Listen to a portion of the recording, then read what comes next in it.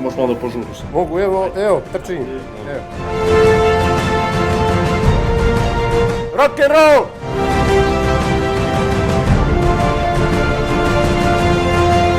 Momci, svaki put kad dođe novi radnik, natovarite ga ovako sve da radi. Čuješ ti što sad? Čujem dosta slabo.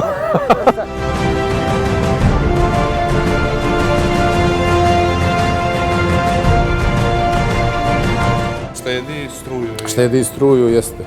Samo leb ne peče.